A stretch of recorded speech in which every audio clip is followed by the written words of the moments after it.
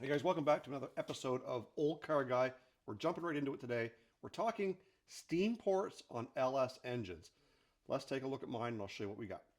So I do not profess to be an expert on LS engines by no means. So take this just as you're seeing it because it makes sense to me what I'm about to tell you.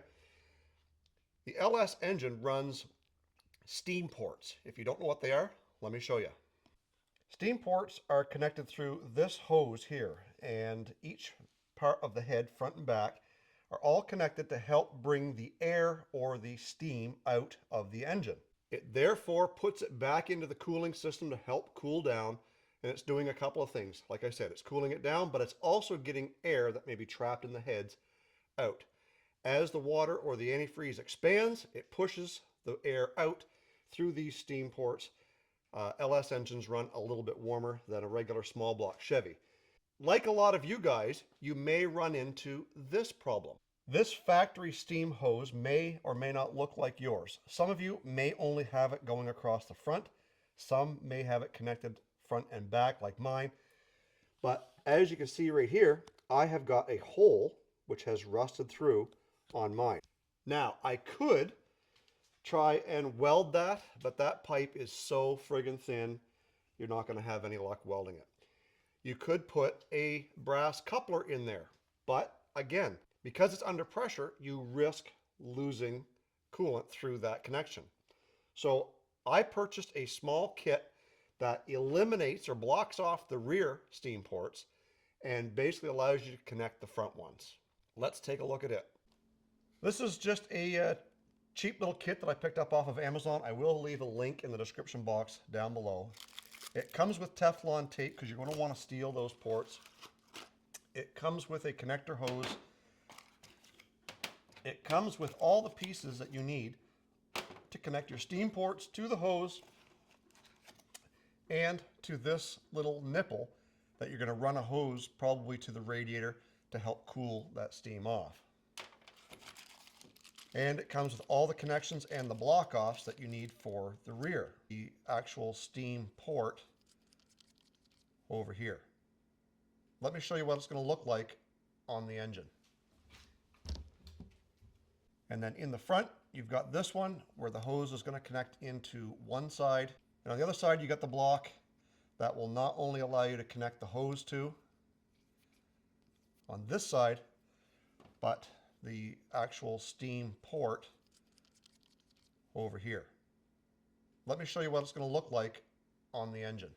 So without having that bolted in, we're going to put the short side over here on the driver's side and the tall side with the steam port over here on the passenger side, because this steam port needs to have access to a hose, and if I put it over here, I've got this bracket in the way and the head itself is in the way. And as far as the block off plates in the rear, pretty straightforward. They're just going to go lock. They're just basically going to plug into the holes where your steam port is and use the supplied hardware to bolt those in.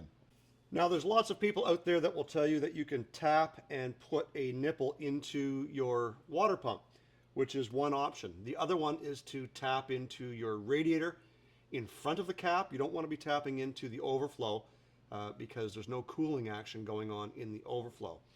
You want it to go ahead of the cap and into the hot side of the radiator.